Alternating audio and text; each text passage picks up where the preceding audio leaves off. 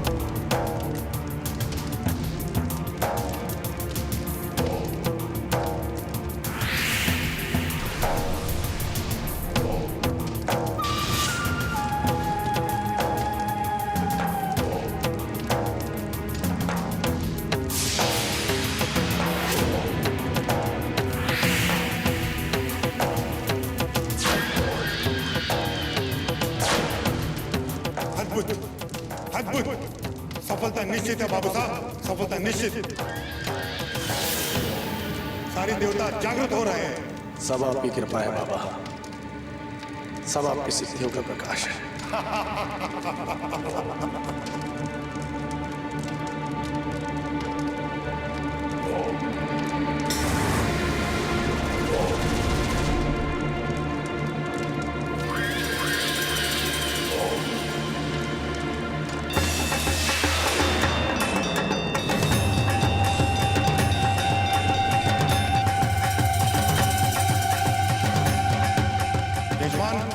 ब्रह्म मुहूर्त निकट है। यह पहली पूजा की आखिरी चरण है, लेकिन दूसरी पूजा में हमें मांस, मत्सर, मदिरा का प्रयोग अनिवार्य है और कोई अबोध बालक या बालिका का भी बलि आवश्यक है। इसमें देवताएं लोग खुश होते हैं। बाबा, आपकी आज्ञा स्वीकार है। ये लीजिए, भैरवी का स्मरण करके संकल्प कीजिए।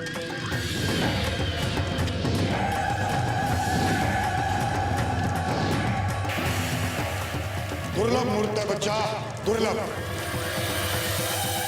अब समय निकट आ गया है। चलो आओ मेरे साथ। ये लो, इसे आपने हाथ में लो और इस बटुए को एक जीवित बलि समझकर एक ही वार में इसकी बलि देना। लेकिन कल की पूजा में यही क्रिया किसी अबोध बालक या बालिका के साथ होगी। अब तनिक भी देर करना उचित नहीं है। कार्य इसी मुहूर्त में संपन्न होना चाहिए। चलो।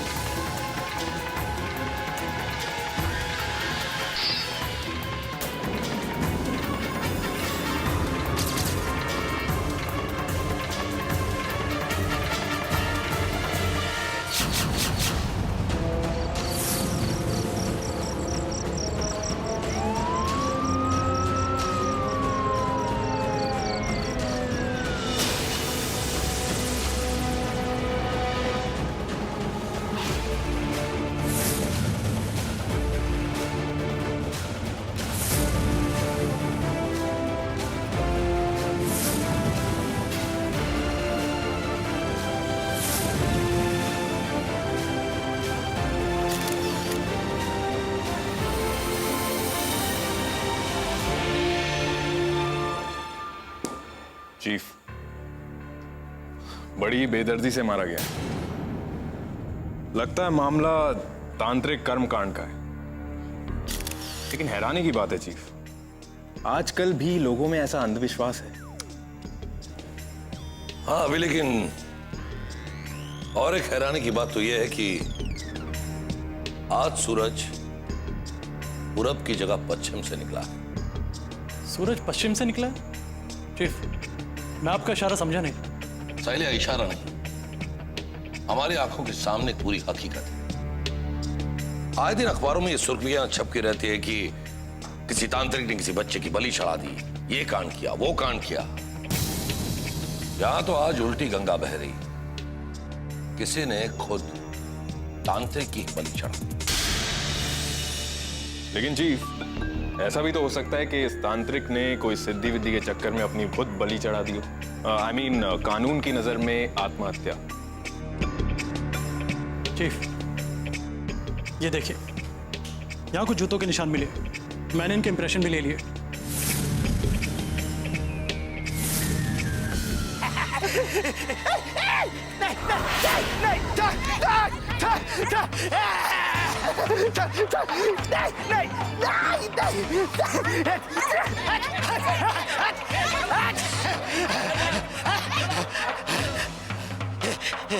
एक एक को मरना पड़ेगा, वो कोई नहीं बचेगा, कोई नहीं बचेगा।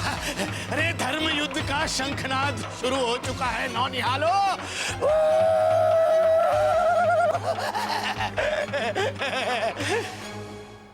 चीफ, ये पागल बहुत ही अजीब सी बातें कर रहा है। लगता है इसकी फाइल खोलनी पड़ेगी। सही जा रहे हो अभी, पता करो कौन है ये और आखिर ये मामला क्या है।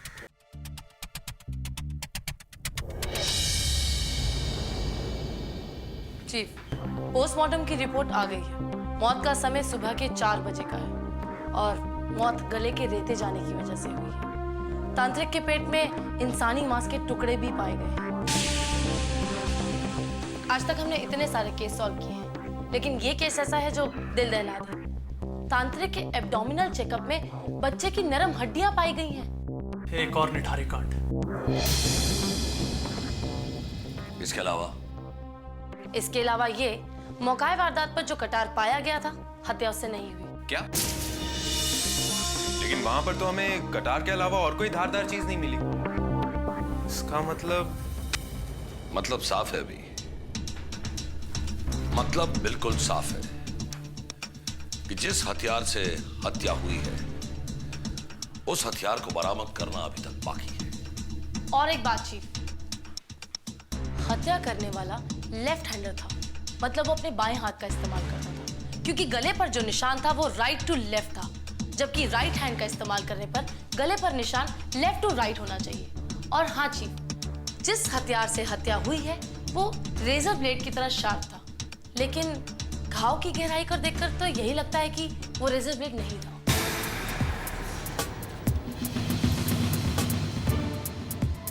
तो फिर हो सकता है कि उस तरह का इस्तेमाल किया गया हो। वैसे भी कहा जाता है कि उस तरह का वार बहुत ही घातक होता है। You're right अभी, मुझे भी लगता है कि हत्या के लिए इस्तेमाल किया गया हथियार उस तरह ही होगा। इसका मतलब कातिल का टारगेट पहले से तय था और यहाँ तांत्रिक ने किसी को जाल में नहीं, बल्कि उल्टा तांत्रिक को किसी ने जाल में फंसाया। चीफ, कहानी तो बहुत दिलचस्प होती जा रही है। Yes sir, very interesting. अब देखना रहस्य से पर्दा धीरे धीरे कैसे उठता है। लेकिन एक बात तो तय है कि कातिल जो कोई भी है उसे तांत्रिक से बहुत ही नफरत है, बहुत ही नफरत। और उसने जो भी हत्याएं की है वो पूरी तैयारी के साथ की है। रात 12 बजे से लेके सुबह 4 बजे तक पूजा हुई, तांत्रिक कर्मकांड हुआ। यानी कातिल ने बहुत ही पेशेंस से काम लिया। उसे भागकर निकलने की कोई जल्दी नहीं थी। हाँ भी, लेकिन एक बात तो तय है कि ऐसी क्रियाओं में भाग लेने वालों को एक दूसरों पर बहुत ही भरोसा होता है। वो एक दूसरे को अच्छी तरह से जानते हैं। चीफ, हम वहां जाकर लोगों से पूछताछ करके ये बात पता लगा सकते हैं कि तांत्रिक के पास किन लोगों का ज्यादा आना जाना था। हो सकता है कि कातिल अभी भी बेखौफ वहीं पर घूम रहा हो सकता है सर। एक काम करो, तुम और अभी गांव के लिए रवाना हो जाओ और हमारे इस तहकीकात की शुरुआत नाई की दुकान से ही करो, क्योंकि आम आदमी शेविंग के लिए उस तरह का इस्तेमाल नहीं करता। तो एक बात तो तय है कि वो कातिल नाई की दुकान पर जाता होगा या खास उस दिन गया होगा, और जो करना है वो फौरन करना, क्योंकि हमारे लिए एक एक मिनट बहुत ही कीमती है। और हाँ, उस पागल बुड्ढे को मत भूलना, क्योंकि वो इस केस की बहुत ही अहम कड़ी साबित हो सकता है। ओके? Okay chief.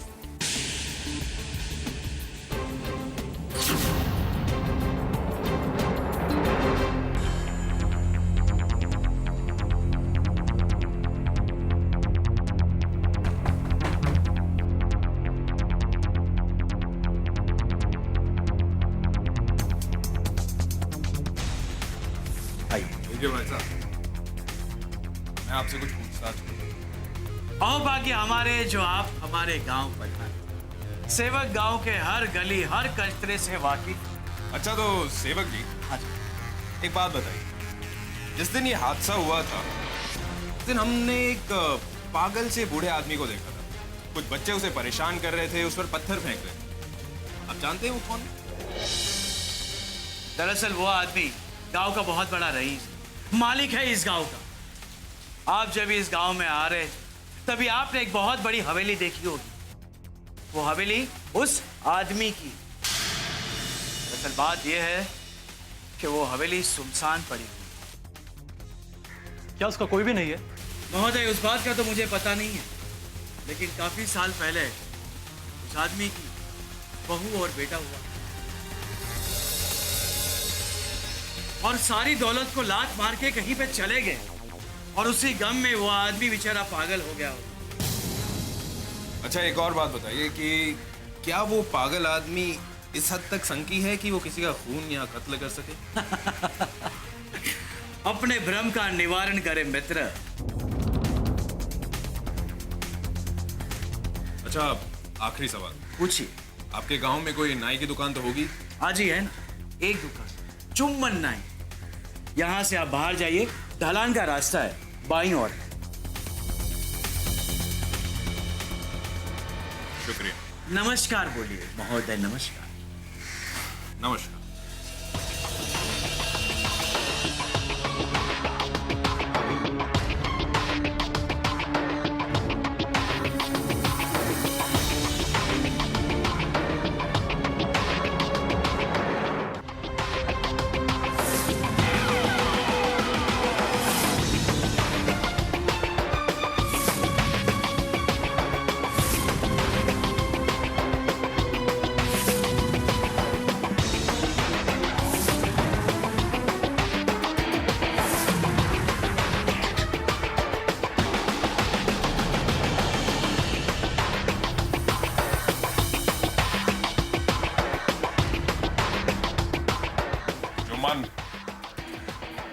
जी साहब फरमाइए, आप लोग कौन? Command force.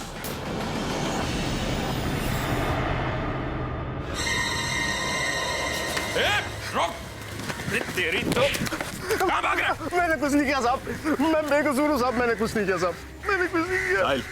चीफ को फोन लगाओ।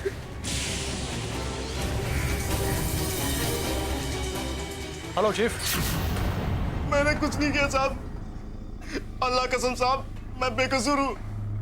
बेकसूर साबित करो।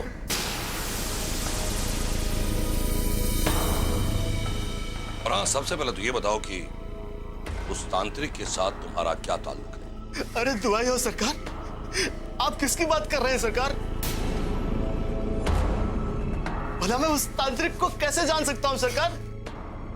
मैंने तो उसे आज तक देखा ही नहीं सरकार। सच बताता हूँ सरकार, सच बताता हूँ, मैंने उसे एक बार देखा सरकार, एक बार देखा था सरकार। गांव वालों को खबर मिली थी सरकार के एक तांत्रिक मरा पड़ा है। उनके साथ ही मैं एक गुफा में गया साहब, और वही मैंने साहब तांत्रिक के कटे सिर के समेत तांत्रिक को देखा साहब, बस साहब, और कुछ नहीं देखा साहब। मुझे लगता है ये ऐसे नहीं बोलेगा, इसे बिजली का झटका दे दे। चलो ऑफिस, अपने आप तोते की तरह सब कुछ बोलने लगेगा। गुस्ताखी माफ सरकार, मैं सब कुछ बताने को तैयार हूं सरकार, बस एक बार मेरा गला तर हो जाए सरकार। गला तर कर, पिलाओ, पानी पिलाओ इसे।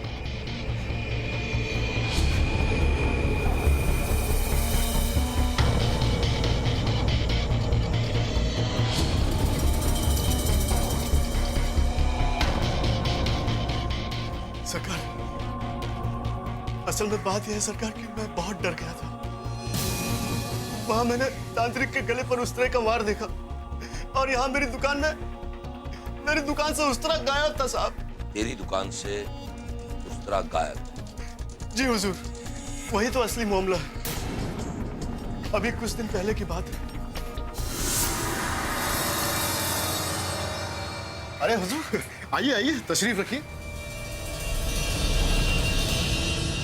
हाँ तो साहब, आप बाल कटवाएंगे या दाढ़ी बनवाएंगे? बाल काटने के 15 रुपए लेता हूँ और दाढ़ी बनाने के 10 रुपए लेता हूँ साहब। ये ले, छुट्टा ले गया। मैं तुझे दाढ़ी बनाने के 100 रुपए दूंगा। क्या फटाफट। 100 रुपए देंगे साहब? मैं लेके आता हूँ साहब, मैं अभी लेके आया। आप बैठिए साहब, मैं अभी आया।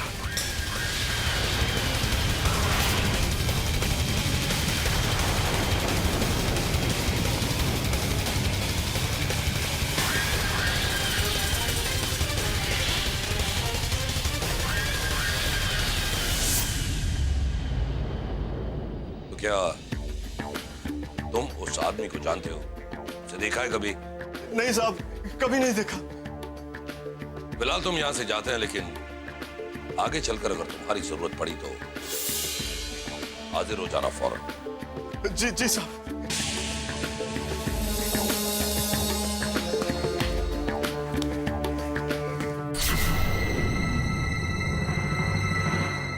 मतलब साफ है, कातिल ने उसी नाई की दुकान से उस तरह चुराया होगा और फिर तांत्रिक की हत्या को अंजाम दिया। बंदे सब अच्छा होगा, बाबा की दुआ है। सब अच्छा होगा बंदे, बाबा की दुआ है। सब अच्छा होगा बंदे।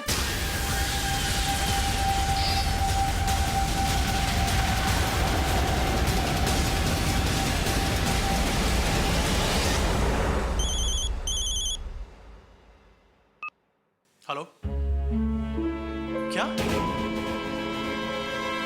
ओके चीफ, अभी भी पता चला कि उसी गांव में हनुमान गली के पास एक फकीर के गले पर उस तरह मार के उसकी हत्या कर दी गई है। और एक फकीर की हत्या?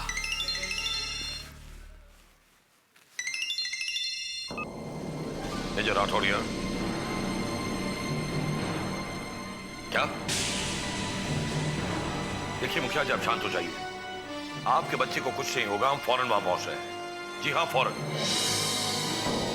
शायद तुम उस फकीर की हत्या के बारे में तहकीकात करो और अभी हमें फौरन मुखिया जी के घर जाना होगा। Let's go.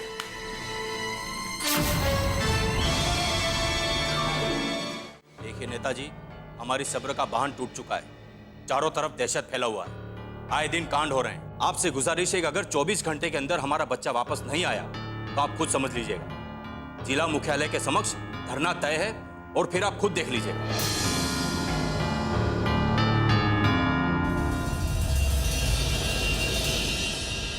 Major Rathore, command force. अब हमारे बच्चे की रक्षा आपके हाथ में। देखिए मुखिया जी, आप शांत हो जाइए, बिल्कुल शांत हो जाइए। मैं आपको यकीन दिलाता हूं कि आपका पारस वापस आ जाएगा। लेकिन आप सबसे पहले मुझे ये बताइए कि हुआ था क्या? मेजर साहब, वो क्या है कि आज भोर में बारिश के बाद तेज हवाएं चलने लगी, तो मेरा पारस कुछ बच्चों के साथ खेत में आम लूटने चला गया। उसकी माँ ने उसको पीछे से बहुत आवाज दी, लेकिन उसने एक नहीं सुना। फिर बाद में वो नहीं आया तो हमने उसकी खोजबीन शुरू की। पूरा गांव छान मारा, लेकिन उसका कहीं पता नहीं है मेजर साहब, कहीं पता नहीं चला। मुखिया जी ये बताइए कि उस वक्त आपके पारस के साथ और कौन कौन से बच्चे थे? मेजर साहब, पारस के साथ 2-3 बच्चे थे और हाँ, एक उसमें कालीचरण भी था। अरे काली, काली जरा। ये साहब, ये कालीचरण है, ये उसके साथ।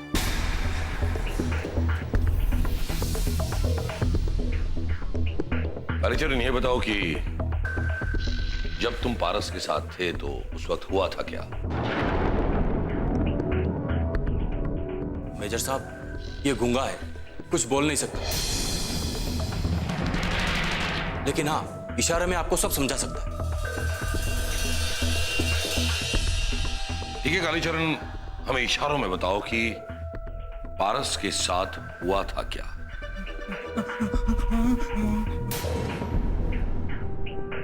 मतलब कोई बड़े बड़े बाल वाला आदमी, साधु, तांत्रिक?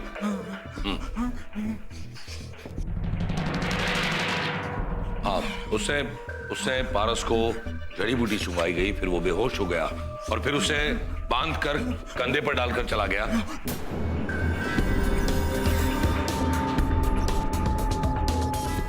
अच्छा, कंधे पर डालकर नहीं, झोले में डालकर उससे कंधे पे डाला और फिर चला गया उसे लेकर।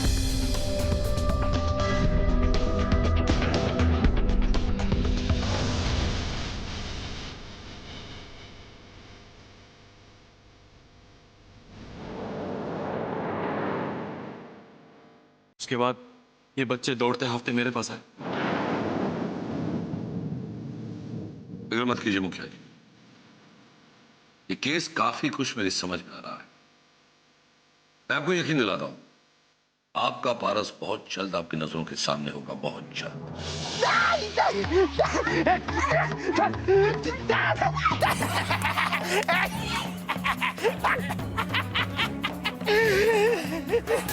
ए, कहाँ भाग रहा है पाखंडी? और कितने लोगों को ठगेगा तू?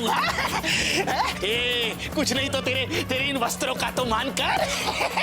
चल ठीक है, तेरे जैसे को भगवान नहीं उठाता ना, चल मैं ही उठा ही देता हूँ तेरे को। छोड़ वरना मैं तुझे श्राप दे दूंगा। छोड़। तू मुझे श्राप देगा? सपोले, सांप है तू, सांप है ना तू? अरे सारे समाज को डस के रखा है तूने।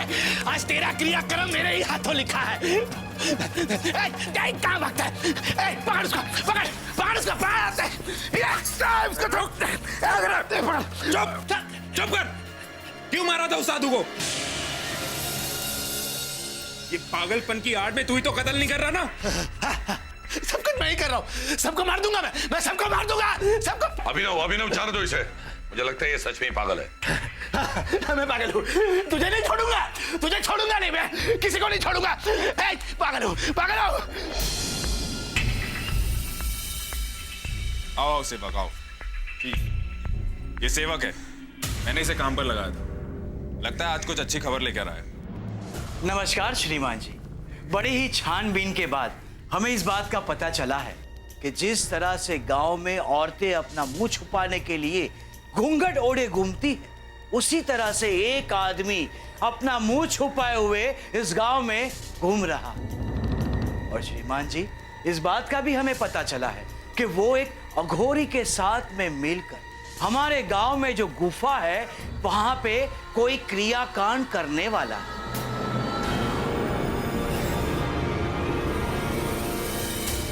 इस बात का तुम्हें कैसे पता चला?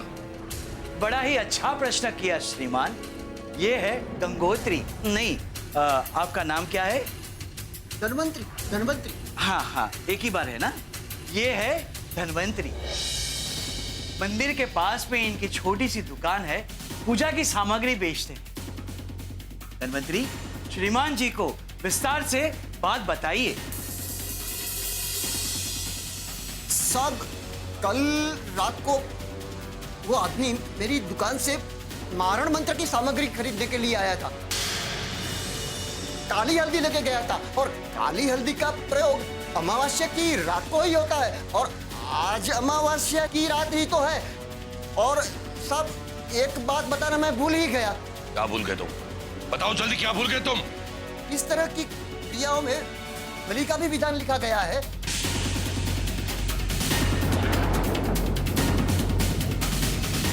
कहीं मेरा पारस इन लोगों के चुंगल में तो नहीं है। सरकार कुछ कीजिए वरना बहुत देर न हो जाए सरकार। हाँ श्रीमान, श्रीमान कुछ कीजिए आप।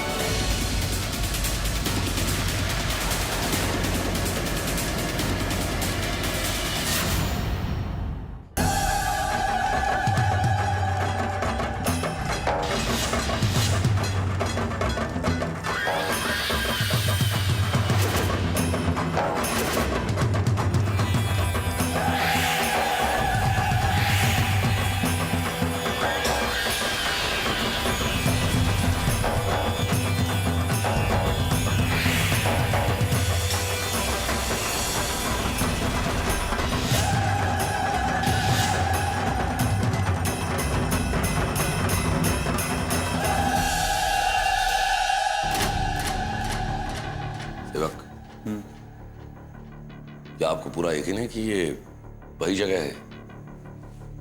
यहां तो दूर दूर तक कुछ भी नजर नहीं आ रहा। महोदय, जगह यही है, आप आगे चलिए।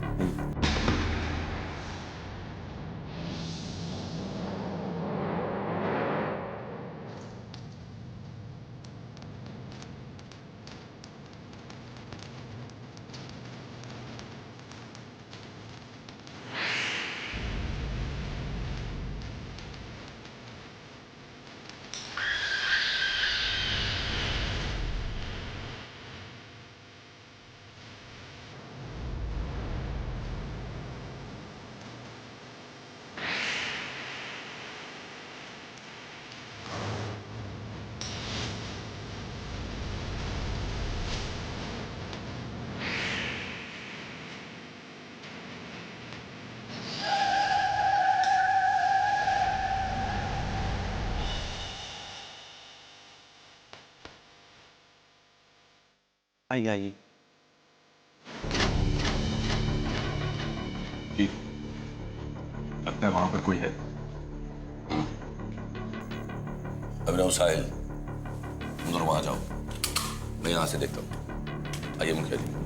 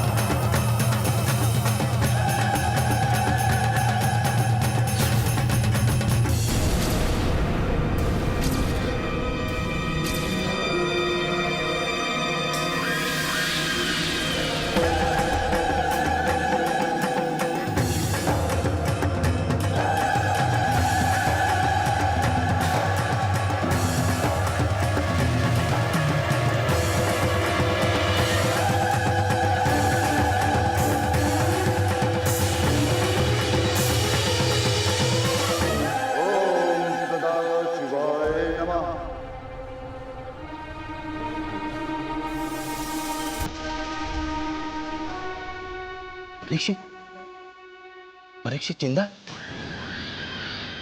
कौन परीक्षित? मेजर साहब, ये तो उसी पागल का बेटा है जिसके बारे में कहा जाता है कि वो मर गया है।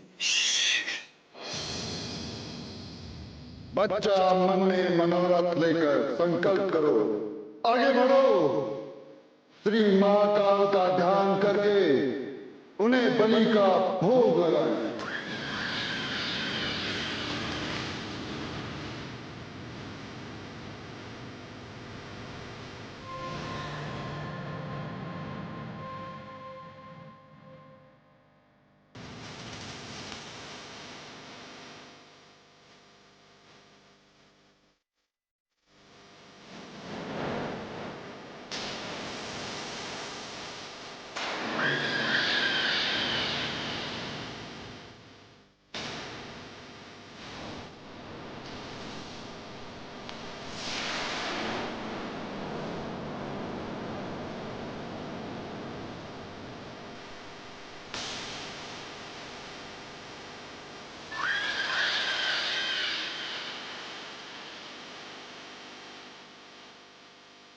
खबरदार।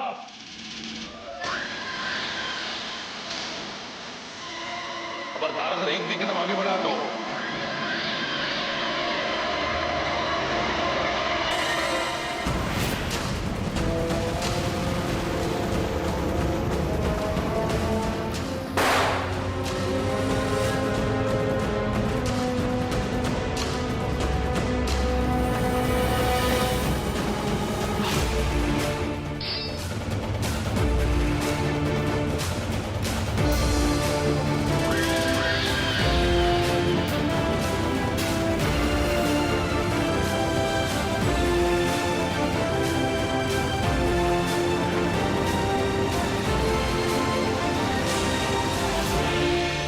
जी, बच्चे की हालत को ठीक नहीं लग रही, आप उसे फौरन अस्पताल ले जाइए।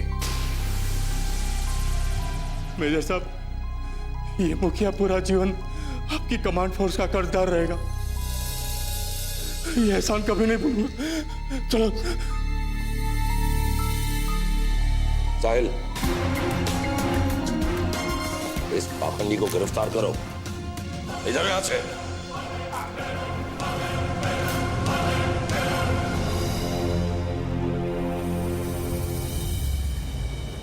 बोलो परीक्षित सिंह, क्यों कर रहे हो तुम ये सब? ये खून पर खून, ये कत्ल पर कत्ल, क्या मकसद है तुम्हारा इन सब के पीछे?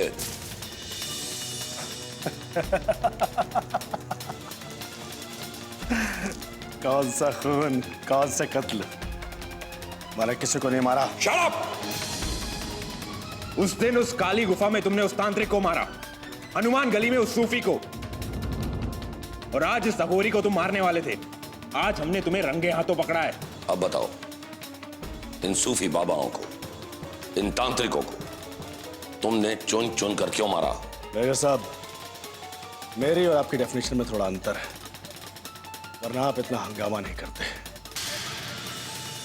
मैं तो इन पापियों को मारकर उन्हें मुक्ति प्रदान कर रहा था, और आपने इस पापी को बचाकर अच्छा नहीं किया। मेजर साहब, मेरी और आपकी डेफिनेशन में थोड़ा अंतर है, वरना आप इतना हंगामा नहीं करते। मैं तो इन पापियों को मारकर उन्हें मुक्ति प्रदान कर रहा था, और आपने इस पापी को बचाकर अच्छा नहीं किया। भगवान आपको माफ नहीं करेगा। मेजर साहब, आप नहीं जानते इन ढोंगियों ने मेरे बच्चे के साथ क्या किया है। ये बात उस समय की है।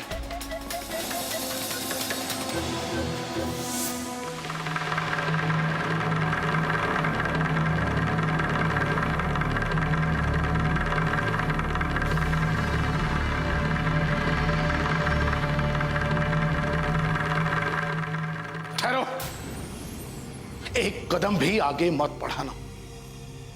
इस हवेली के दरवाजे तुम्हारे लिए हमेशा के लिए बंद हो चुके हैं। मैं बस ये रघुनाथ सिंह का आखिरी फैसला है।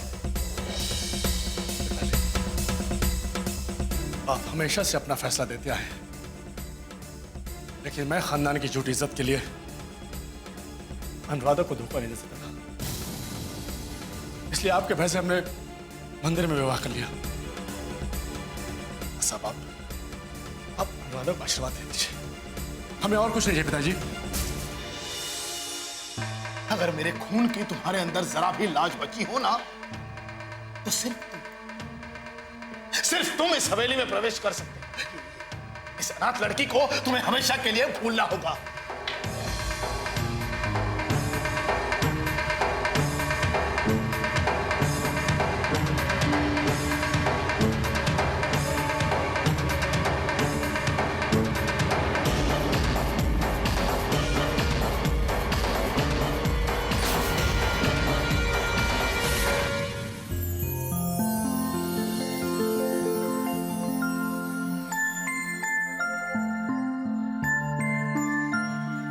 बेटे, क्या सोच रहे हो? दादी के बारे में। दादी जी के बारे में? तुम्हें किसने बताया? माँ ने। माँ ने क्या बताया? हम लोग नानी के घर पे से लौट रहे थे तो मेरे को बहुत बड़ी हवेली दिखी। माँ ने कहा ये तुम्हारी दादाजी की हवेली है। पापा प्लीज प्लीज दादाजी के पास ले जाओ ना प्लीज। देखो खबरदार, प्लीज दादाजी के बारे में बात नहीं करना। Please please please. मैंने मना किया ना। चलो उठो। Please please please please please please.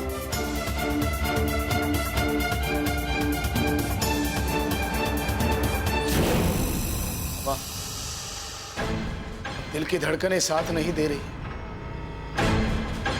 पर मरने के बाद भी मेरी आत्मा को शांति नहीं मिलेगी। एक चिंता सताए जा रही है बाबा कि इस अपार संपत्ति का मेरे मरने के बाद क्या हो।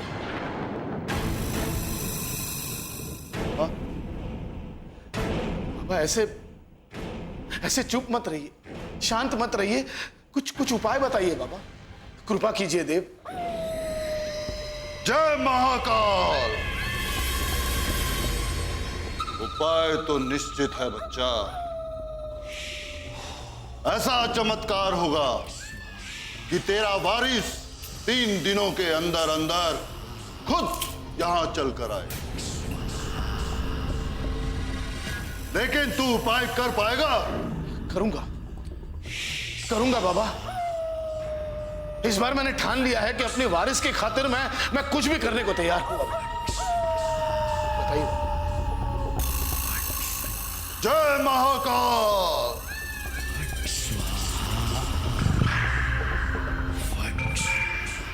ये लो शमशान की हड्डियां।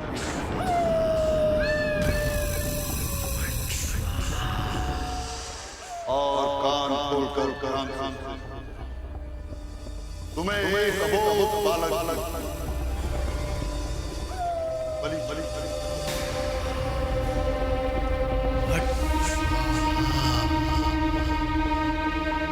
स्वाहा।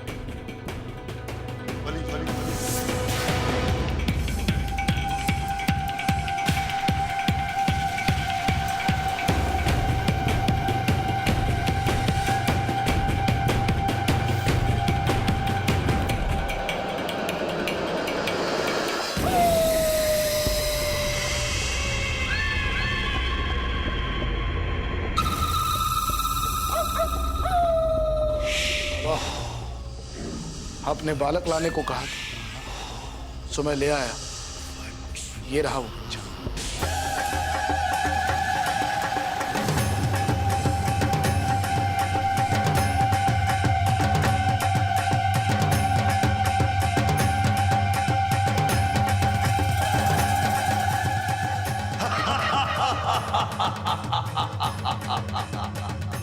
बच्चा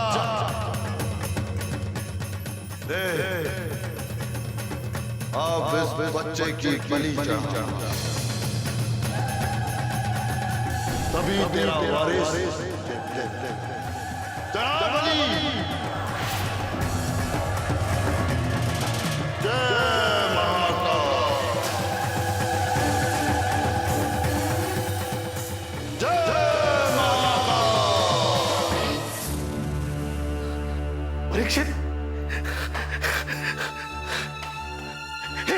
परीक्षित बेटा, बेटा तू आ गया बेटा। तांत्रिक बाबा ने सच कहा था कि 3 दिन के अंदर अंदर मेरा वारिस मेरे सामने होगा। उसका वचन सच हो गया। परीक्षित तू कैसा है? पिताजी मैं ठीक हूं। इतने दिनों तक बूढ़े बाप की याद भी नहीं आई बेटा। ये तेरा बूढ़ा बाप इस पूरी हवेली में अकेला भूतों की तरह घूम रहा था बेटा। पिताजी, कल से मेरा बेटा मुझे नहीं दिखाई दे रहा। वो मुझे बोल रहा था कि मैं दादाजी के पास जाऊंगा। कहीं आपके पास तो नहीं आया वो तेरा बेटा? हाँ पिताजी। मतलब मेरा पोता भी है। हाँ पिताजी। हे भगवान, ये देखिए पिताजी, ये बूढ़ा एक वारिस के लिए तरस रहा था, आज भगवान तूने दो वारिस दे दिए हैं। कहाँ है मेरा पोता? ये देखिए पिताजी, मेरा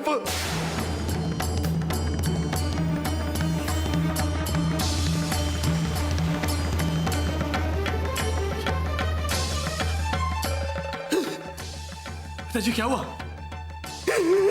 पिताजी,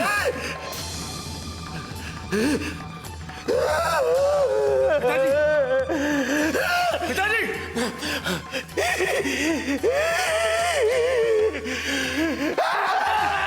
पिताजी क्या हुआ? पिताजी,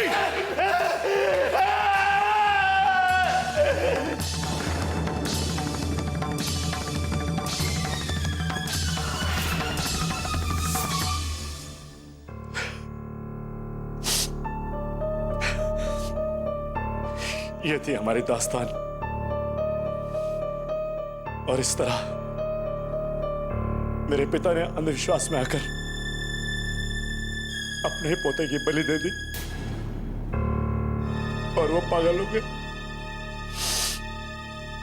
तब मैंने तय किया, मैं इन पाखंडियों को चुन चुन के मारूंगा।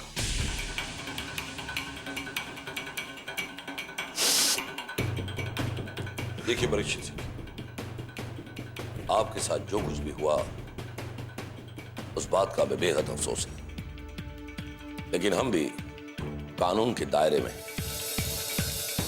और इसीलिए अभी तो आपको अस्पताल भेजा जाएगा और उसके बाद आपके साथ आपके पिता रघुनाथ सिंह के साथ और उस पाखंडी तांत्रिक के साथ क्या किया जाएगा ये तो हमारा कानून ही तय करेगा। देखा आप लोगों ने,